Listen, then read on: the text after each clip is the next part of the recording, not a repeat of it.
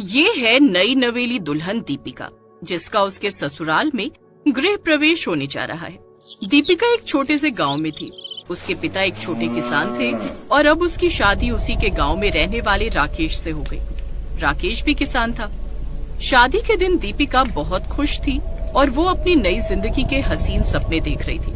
वो सोच रही थी कि वो अपने ससुराल को स्वर्ग बना देगी और यही सब सोचते हुए वो अपने ससुराल के दरवाजे पर पहुंच गई और फिर, आओ बहू, तुम्हारा स्वागत है। इस कलश पर पैर मारो बहू। इतना तो पता ही होगा ना उसे, बड़ी आई बहू पर ऑर्डर चलाने वाली।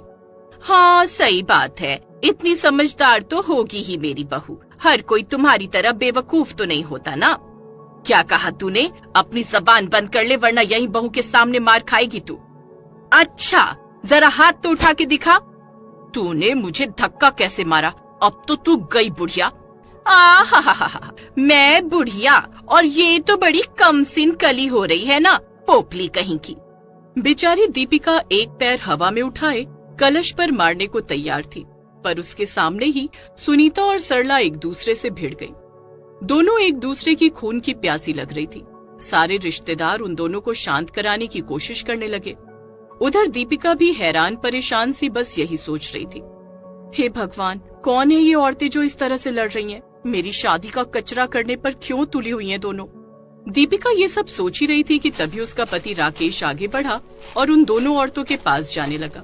ये देखकर दीपिका ने सोचा, सही है, अब यही दिमाग ठिकाने लगाएंगे इन दोनों के।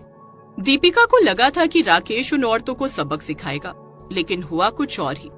राकेश ने सबसे पहले औरतों को एक दूसरे से अलग किया और फिर, अब क्या कर रही हो माँ? राकेश की बात सुनते ही दीपिका का मुंह खुला का खुला रह गया।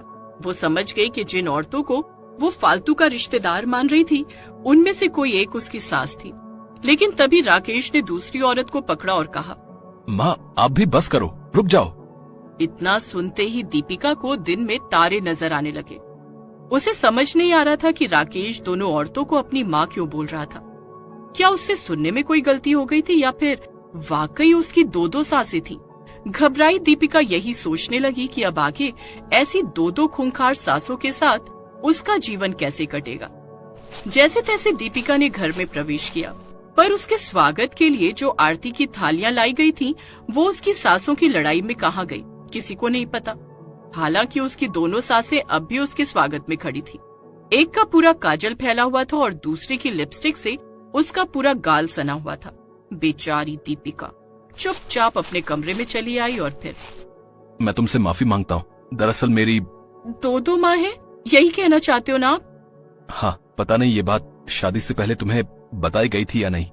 उससे क्या फर्क पड़ता है, अब जो होना था सो हो गया। अब तो ये बताइए कि उनमें से मेरी असली सास कौन सी है, मतलब आपकी सगी माँ कौन है? वो दोनों ही मेरी सगी माँ नहीं है। राकेश की बात सुनकर दीपिका का सिर एक बार फिर चकरा गया और वो बेहोश सी होने लगी। तभी राकेश ने उसे संभालते हुए कहा, दीपिका क्या हुआ? उठो, मेरी बात तो पूरी सुनो, फिर सो जाना। अब भी कुछ बाकी रह गया है क्या? देखो, मेरे पिता ने 2 शादियां की थी, पहले सरला माँ से और फिर सुनीता माँ से, लेकिन दोनों को ही बच्चा नहीं हुआ।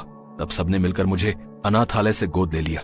समझने में आसानी हो इसके लिए मैं सरला माँ को बड़ी माँ कहता हूँ और सुनीता माँ को छोटी माँ कहता हूँ। तुम भी ऐसे ही बुलाना उन्हें।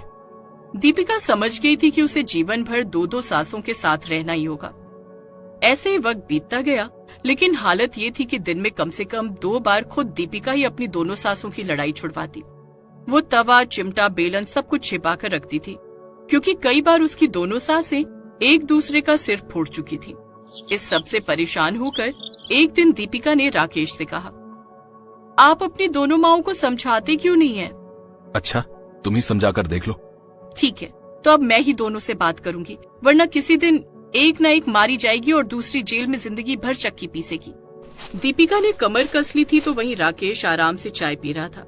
शायद राकेश जानता था कि आगे क्या होने वाला था, और हुआ भी वही। दीपिका ने अपनी दोनों सासों को करीब 1 घंटा बैठकर समझाया, उनसे कई बातें की। ऐसा लग रहा था कि वाकई दोनों दीपिका की बात समझ गई हैं और दोनों एक दूसरे से अब कभी नहीं लड़ेंगी। लेकिन ठीक 5 मिनट बाद ही अचानक दीपिका को कुछ टूटने की आवाज आई। दीपिका भागकर वहां गई तो उसने देखा कि सरला ने सुनीता का सिर दीवार पर दे मारा था, जिससे उसका सिर फूट गया था। ये देखकर दीपिका ने भी खंभे पर अपना सिर दे मारा और फिर हो गया, देख लिया, मैंने तो पहले ही कहा था, और समझा लो। ऐसे ही कई महीने बीत गए। अब तो दीपिका भी सरला और सुनीता से कुछ नहीं कहती थी। जिंदगी ऐसे ही कट रही थी। लेकिन फिर एक दिन राकेश अचानक बेहोश होकर गिर पड़ा। उसे लकवा पड़ा था। इस घटना के बाद सब कुछ बदल गया। घर में एकमात्र कमाने वाला अब बिस्तर पकड़ चुका था। कुछ दिन तो जैसे तैसे काम चल गया, लेकिन फिर वो दिन भी आया जब घर में खाने के लिए एक दाना नहीं बचा। तब बेचारी दीपिका ने फावड़ा उठाया और खेत की तरफ चल पड़ी। पूरे हफ्ते बेचारी दीपिका पहले घर के काम निपटाती और फिर दिन भर खेत में काम करती। एक हफ्ते के अंदर ही उसकी तबीयत भी ज्यादा काम करने की वजह से खराब होने लगी। और फिर अगले दिन खेत पर, दीपिका, हमें माफ कर दो बहू। हाँ बेटी, इसकी बेवकूफी की वजह से तुम्हें बहुत परेशानी हुई है। हैं? मेरी बेवकूफी की वजह से? दीपिका को लगा कि अब फिर से उसकी दोनों सासें खेत में गुत्थम गुत्था हो जाएंगी। ये सोचकर उसने अपना माथा पीट लिया। लेकिन तभी सरला और सुनीता हंसने लगी। तुम चिंता मत करो बहू, हम तो मजाक कर रही थी। अब हम कभी नहीं लड़ेंगी।